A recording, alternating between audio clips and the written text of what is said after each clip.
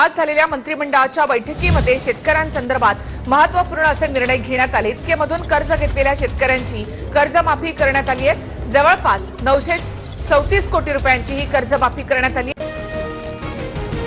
राज्यातील शेतकऱ्यांसाठी आज दिवसभराच्या सकाळच्या ठळक व झटपट बातम्या। शेतकऱ्यांसाठी आज अतिशय महत्त्वपूर्ण निर्णय घेण्यात आलेले आहे, त्यामुळे व्हिडिओ शेवटपर्यंत बघा, कुठेही स्किप करू नका। पावसामुळे हडव्यानंतर आता गरवा भात सुद्धा उद्ध्वस्त झालेला आहे। 5 लाख हेक्टरपेक्षा जादा भातपीक नष्ट झाल्याची भीती। कृषी विभागाचा आकडा केवळ 76,000 हेक्टरचा। महाडीबीटीमधील 2.25 लाख अर्ज पोकराकडे वर्ग करण्यात आलेले आहे। फेरअर्ज करण्यापासून शेतकऱ्यांना मोठा दिलासा। दुहेरी अर्जाची सुविधा बंद करण्यात आली। बांगलादेशच्या निर्णयाचा सोयाबीनला धोका नाही। भारताला यंदा सोयाबीन निर्यात कमी करावी लागणार। सोयाबीन उत्पादकांसाठी राज्यामध्ये सुद्धा भावांतर योजना राबवा। अमरावती बाजार समितीच्या संचालकांनी घेतला ठराव। राज्यामध्ये 222 शेतकरी उत्पादक कंपन्यांकडून हमीदराने खरेदी केली जाते। सोयाबीन मूग उडदाला हमी भाव संरक्षण मिळणार। शेतकऱ्याचा मृतदेह सोबत घेऊन गावकऱ्यांनी केले आंदोलन। नरभक्षक वाघाला ठार करण्याची मागणी केली जाते। शंकरपूरमध्ये पाडला कडकडीत बंद। अकोला जिल्ह्यामधील 3.56 लाख शेतकऱ्यांना रब्बीसाठी मिळणार हेक्टरी 10,000 रुपये। 323 कोटी रुपये मंजूर करण्यात आले। 3 हेक्टरच्या मर्यादेमध्ये मदत। याद्या अपलोड केल्यानंतर खात्यामध्ये जमा होणार मदत।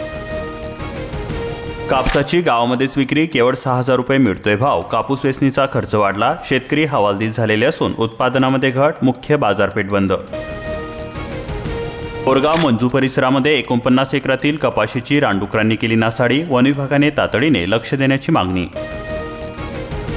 बुकिंग नंतर स्लॉट मिळणार तरच कापूस विकता येणार। शेतकऱ्यांच्या अडचणीमध्ये वाढ झालेली आहे। कपास किसान ॲप्लिकेशनवरती नोंदणी बंधनकारक असून 3 दिवस आधी बुकिंग नंतर स्लॉट मिळणार। राज्यामध्ये आतापर्यंत 5 लाख शेतकऱ्यांची ॲप्लिकेशनवरती नोंदणी करण्यात आलेली आहे। मेहकर तालुक्यामध्ये रेशन धान्याचा निकृष्ट दर्जा। जबाबदार कोण असणार? ते धान्य प्रशासन परत घेणार का? फक्त 3-4 दिवस उघडी राहणार दुकाने। तब्बल 5 दिवसांमध्ये हळदीच्या दरामध्ये 800 रुपयांची वाढ झालेली असून रिसोडच्या बाजारामध्ये मिळाला 14,000 रुपयांचा दर। वाशिममध्ये बिजवाई सोयाबीनला उसळी। भाव हमी दरापेक्षा सुद्धा अधिक मिळत आहे। शेतकऱ्यांमध्ये समाधान व्यक्त। कृषी उत्पन्न बाजार समितीमध्ये क्विंटलला 7,300 रुपयांचा मिळतोय दर। रब्बीचे क्षेत्र 37,000 हेक्टरने कमी झालेले असून हंगामही 2 आठवडे उशिराने सुरू। अवकाळीचा फटका बसलेला असून नाशिक जिल्ह्यामध्ये थंडीचा जोर वाढू लागल्याने शेतकऱ्यांना मात्र काहींसा दिलासा मिळाला। 73 गुंठे मका पिकाचे नुकसान झालेले असून भरपाई मात्र 5,000 रुपयेच मिळते। शेतकऱ्यांची चक्क थट्टा केली जाते। कांदा पिकाला सुद्धा गुंठा 170 रुपयाप्रमाणेच भरपाई मिळते। पाटोद्याच्या शेतकऱ्याने द्राक्ष बागेवरती चालवली कुऱ्हाड। लाखो रुपये खर्च पाण्यामध्ये गेला। सततच्या पावसाने मोठे नुकसान झाले। गेला एकदाचा पाऊस आता भरणार हुडहुडी। राज्यामध्ये पारा 10 अंशापर्यंत घसरण्याचा अंदाज। यंदा शेतमाल विकायचा आहे तर नोंदणीसाठी खरेदी केंद्रावरती प्रत्यक्ष हजर राहा। यंदा पॉजद्वारे होणार नोंदणी। पारदर्शकता येणार। कर्जमाफी योजनेमधून शेतकरी अद्याप सुद्धा वंचित आहे। तीर्थपुरीतील शेतकऱ्यांना 2017 आणि 2019च्या कर्जमाफीचा लाभ मिळेना। औशामधील 20% शेतकऱ्यांच्या अनुदानाकडे डोळे कायम असून अतिवृष्टीमुळे खरीप हंगामाच्या अतोनात नुकसान झालेले आहे। घरकुल निधीमध्ये हेराफेरी भोवली। दोघे निलंबित करण्यात आले। 3 कार्यमुक्त। लातूर जिल्ह्यामध्ये सीओच्या आदेशावरून कारवाई करण्यात आली। नातेवाईक आपेष्टामध्ये मित्रांच्या खात्यावरती अनुदानाची खिरापत। 15 नोव्हेंबरपासून शासकीय केंद्रावरती सोयाबीनची खरेदी करण्यात आली। शेतकऱ्यांनी ऑनलाईन नोंदणी करण्याचे आवाहन करण्यात आले। लॅपटॉपमुळे आता शेतीचे ऑनलाईन कामे होणार बांधावरतीच। गावामध्ये होणार शेतकऱ्यांचे काम। अतिवृष्टीग्रस्त शेतकरी 3 दिवसांपासून बँकेच्या दारामध्ये। प्रशासनाने परस्पर आधार सीडिंग बदलल्याचा होतोय आरोप। शेतकऱ्यांचं पॅकेज हे खेकट्याने खाल्लं। उद्धव ठाकरे यांचा सरकारवरती हल्लाबोल। शेतकऱ्यांसाठी दिलासा। परभणी जिल्ह्याला 495 कोटी रुपयांचा निधी मंजूर करण्यात आला। रब्बी हंगामातील बियाण्यांसाठी हेक्टरी 10,000 रुपये मदत। प्रशासनाकडून कामे सुरू करण्यात आली। अतिवृष्टीग्रस्त शेतकऱ्यांसाठी प्रति हेक्टरी 10,000 रुपयांचे अर्थसहाय्य होणार। राज्य शासनाचा निर्णय। 3 हेक्टर मर्यादेमध्ये थेट बँक खात्यामध्ये जमा होणार मदत। धानाच्या चुकाऱ्यासाठी भटकंती होते। धान विक्रीनंतरची देयके थकलेली असून शेतकरी सापडले चिंतेमध्ये। शेतकऱ्यांची प्रशासनाकडे धाव। धान खरेदीसाठी हिरवा कंदील 15 नोव्हेंबरपासून केंद्रे सुरू होणार. यंदा क्विंटल मागे 69 रुपयांची वाढ होणार. चारमोशी परिसरामध्ये कृषी सहाय्यक तलाठ्यांकडून बांधावरती पाहणी करण्यात आली. नुकसान भरपाई देण्याची शेतकऱ्यांकडून केली जाते मागणी. शेतकऱ्यांना सरसकट नुकसान भरपाई द्या. महेंद्र भंडारकर. पावसामुळे धान पिकांचे प्रचंड नुकसान झालेले आहे. धान खरेदी केंद्रावरती द्या सवलत.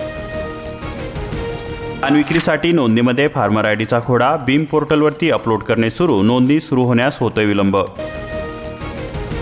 धान उत्पादक शेतकऱ्यांना तातडीने मदत जाहीर करा. राजकुमार बडोले. महसूल मंत्र्यांना निवेदन देऊन केली मागणी.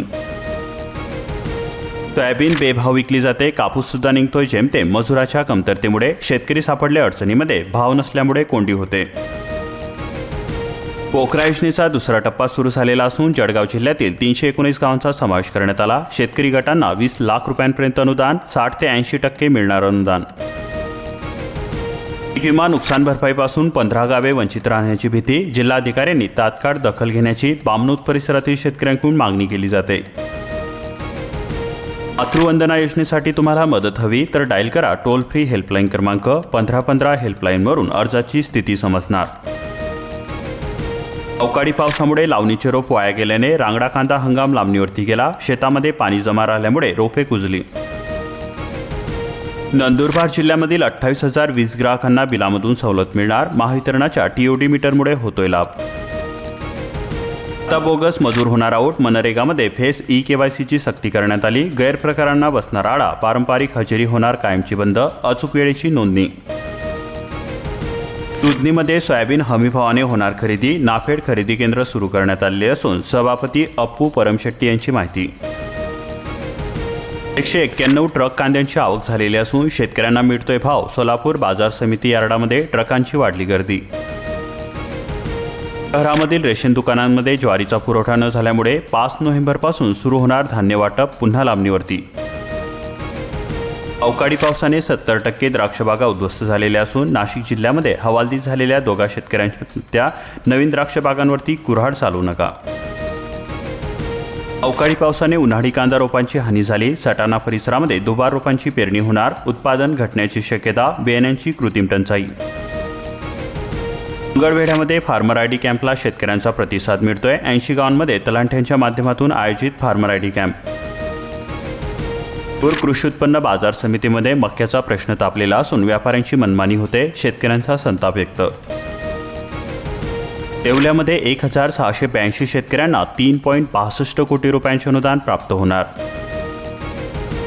तर कृषी पंपांचे नुकसान टाळण्यासाठी कॅपॅसिटर बसवा. महावितरणाचे शेतकऱ्यांना करण्यात आले आवाहन. गेला रब्बीचे नियोजन बिघडले. वारणा पट्ट्यातील स्थिती. महापूर अतिवृष्टीने शेतकरी कोलमडला.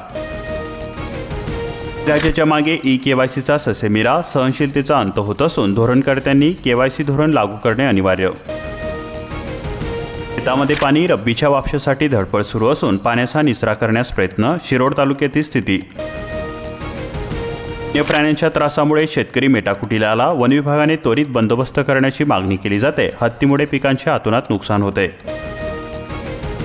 त्या आठवड्यापासून हवामान राहणार थंडा थंडा कुलकुल. कूल स्नॅपमुळे किमान तापमानामध्ये लक्षणीय घट होण्याचा अंदाज व्यक्त केला जातोय. मराठवाड्यामध्ये 29 लाख शेतकऱ्यांच्या खात्यावरती 2000 कोटी रुपये जमा करण्यात आलेले असून अनुदान वाटप जिल्हानिहाय माहिती तुम्ही इथे सविस्तरपणे बघू शकता. नगर जिल्ह्यामध्ये रब्बीचा अवघा 17% पेरा असून अवकाळीमुळे मशागत रखडलेली आहे. गव्हाची 2.25 तर ज्वारीची 24% पेरणी पूर्ण झालेली आहे. अखेर 2 एकर द्राक्ष बागच काढून टाकली. मदकुनीतील शेतकऱ्यांचे कृत्य असून शेतकरी वैतागले. लाडक्या बहिणींमध्ये जिल्हा परिषद महिला कर्मचारी. पडताळणी होणार. महिला व बालकल्याण विभागाने प्रशासनाला पाठवली यादी. तालुक्यामध्ये अतिवृष्टीची 33 कोटी रुपयांची मदत वितरित करण्यात आली. 5,500 शेतकरी अजून सुद्धा प्रतीक्षेमध्ये आहे. शेतकऱ्यांचा रोष आणि अपेक्षा. रब्बी पेरणीसाठी 1,06,000 टन खताचा साठा. शेतकऱ्यांना मोठा दिलासा. कृषी विभागाकडून कार्यवाही करण्यात आली.